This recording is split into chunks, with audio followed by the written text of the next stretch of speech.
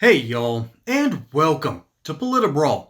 My name is Brian, and Doug Collins is merely speaking the truth, and that causes Senator Richard Blumenthal to fly off the handle into a near incoherent rage because he refuses to understand reality. Let's dive in. Are you aware of the costs that will result from firing those VA workers in compensation that has to be paid to them when they have been wrongfully terminated?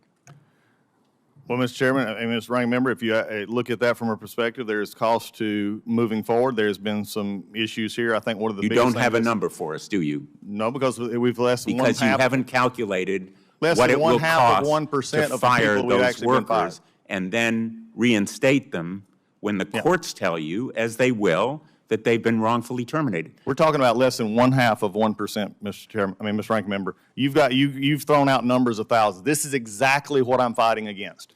When you It use may be a numbers that small are part not of your true. workforce, but they are the physicians. No, They are the no, surgeons. Mr. Ranking Member, I will not let you do that. I will not let you sit here and scare my veterans and scare my employees because there's been you must have stuff that, again, you're looking at making a prediction in the future because no one has discussed firing doctors or firing nurses. We have always said that we're going to keep frontline health care. Now, if we want to continue this message that these are out there when you have no knowledge of what you've just said, except speculation. Let's begin with and facts innuendo. right now. That is facts. Will you submit to us, which you have failed to do, specific positions where workers have been fired already?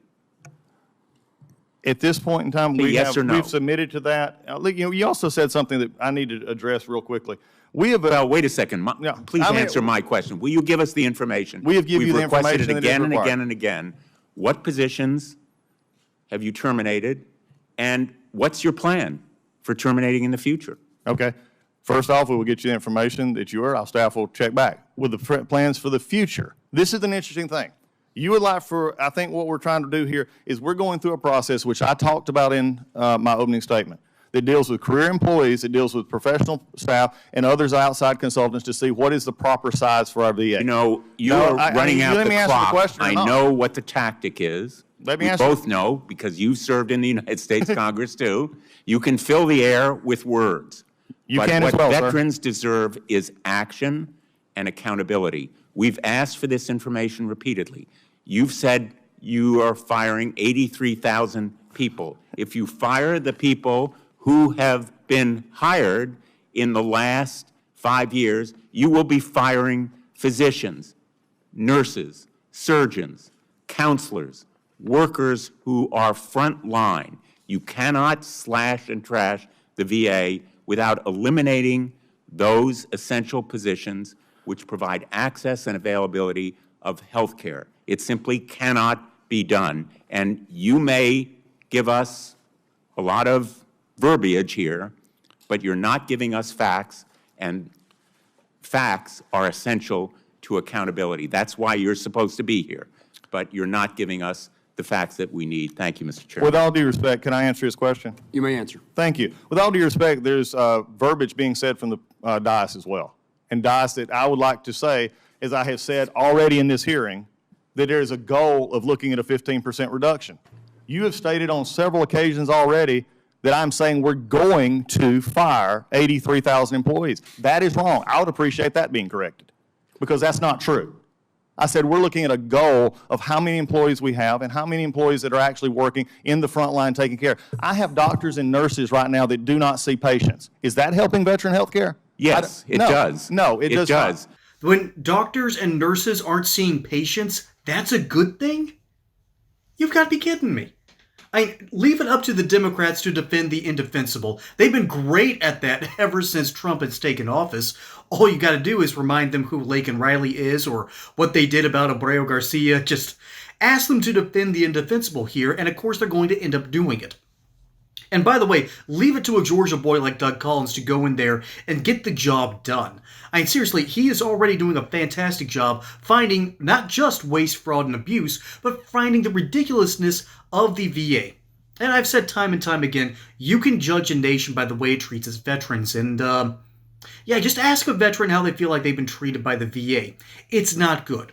And of the past couple of presidents, ever since the global war on terror basically turned into forever wars, just ask our veterans, whenever you get a chance, what they think of the VA. 99% of the time, you're not going to get a very pleasant answer. And that's because our VA is overgrown, it is bloated, and it's probably one of the worst parts of the federal government. And it's not because we have terrible doctors or bad people, although they do exist. There are bad apples in every bunch. The reality is, the VA is mired in more red tape than the majority of the healthcare industry itself. And we know how bad our healthcare industry is. Thanks, Obama. The ACA, or Obamacare, did jack squat to help the average American out with the major healthcare problems. For instance, major red tape. Seriously, if y'all watch South Park, there was a recent episode about them trying to navigate the U.S. healthcare system, and it's this giant maze of going back and forth between other physicians, and then seeing special referrals, and then having to sign out extra bits of information when it could all be digitized. And at this point, one of the real purposes of DOGE is to see what can be transmitted by AI to eliminate a whole bunch of needless jobs. That's going to save billions of dollars just for the VA, mind you. I cannot wait to see what kind of ideas are going to be put forth, even though Elon Musk seems to be stepping away. But stepping into the problems is Doug Collins. And this is what he had to say. Collins has said that staff cuts are needed to cut down on the bloated VA bureaucracy.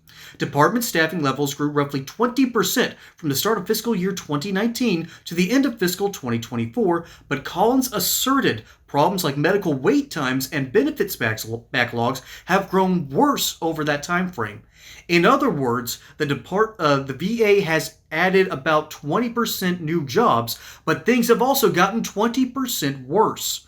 So, it stands to reason then, wouldn't it be possible to get the exact same amount of things done with major cuts to your department? So let's say your department and the VA has about 480,000 jobs. Let's round that up to 500,000, and that's just going to be easier math. So you want to take out 20% that has been grown under the past 4 years? Well, that's 100,000 jobs lost. Currently, the number is actually around 80,000 to 83,000, which Doug Collins correctly pushes back against here because it's still an unvetted number, because those only exist in internal memos that have been leaked to the press. So far, there hasn't been an actual study yet as to what to cut. We're just trying to get in there and figure out where the problems are. Okay? We're what? Let's see. It's May. Okay, Donald Trump came in January. So all of February, March, April. We're at the beginning of May, end of January. So not even 4 full months here. All right. I think it's time to admit that maybe the Democrats are being a little too hasty per usual. Maybe methinks the lady doth protest too much. And no, I will never change the gender on that. That will change iambic pentameter. I am not doing that to Bill Shakespeare. But ultimately, the Democrats are out here trying to find anything they can to turn it against the Trump administration and to basically get a whole bunch of veterans scared and afraid that they're going to have less care when what Doug Collins has wanted to do, according to these same memos, what has been leaked to the press, is essentially maybe we could cut back on bureaucratic jobs. Because when you have a whole bunch of bureaucrats, while everything else seems to get a little bit worse, it stands to reason you could cut back on those bureaucrat jobs, and that you would actually care more about the physicians' jobs. That's what Blumenthal was hoping he could get one over on Doug Collins right there at the very end, but no one is buying that, because instead of having doctors who don't see patients at all, maybe it's time to reevaluate even that position as well. Now, I do know that some doctors are simply there for extra support and extra care, but the reality is our veterans have a lot to go through and need a whole bunch of reevaluations. It started happening under the Trump administration. The Biden administration didn't care about it at all, let everything just kind of go to pot, for lack of a better phrase, and as things get worse in the bureaucracy, there was no one left to clean up the mess.